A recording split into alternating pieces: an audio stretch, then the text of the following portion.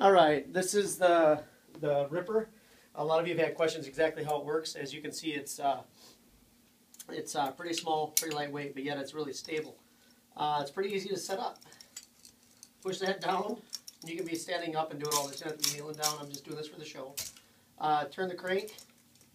It allows the rod to pop out, and then tilt that straight up and turn it again. It's ready to go. So I have it set up where I can just pop my line off pretty quick, but collapsible little mini rod sets in place.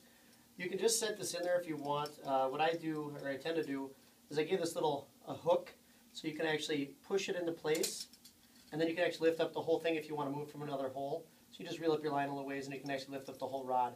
If you don't want it like that, simply just pop it all the way out and just let it rest, and then you can take it right out. So pretty basic, but the idea is there to make it so it can be stable as a unit. What I'm going to do here is set it up really quick. I'm going to take a different position. If you're out there in the water, and actually I got this a little bit turned, I like it a little bit more straight. If you're out there in the water and the fish takes it off or whatever and you got to reset it, simply put a foot on the base, grab the handle.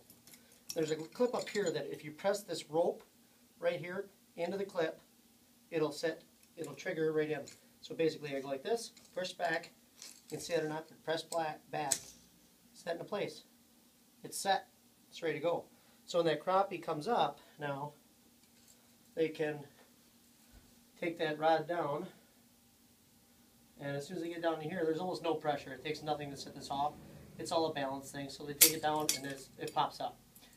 It's pretty slick. It's not real intense. You know, it kind of looks intense when there's nothing on it.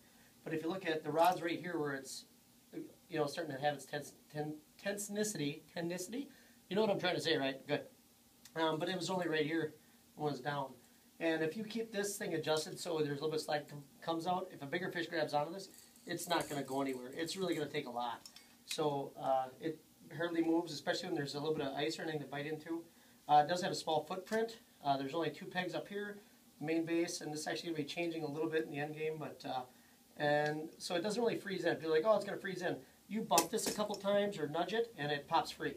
So when you're all done, you go out there and you want to, you know, you can reel it. Like I said, you can grab it up and lift it up right away, but you can turn your dial, pop both these in,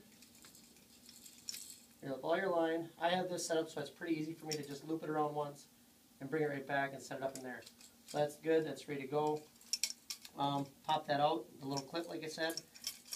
Lift up on it. You can unclip this if you want. It's not going to be there forever. I said I just put this down so it floats right there.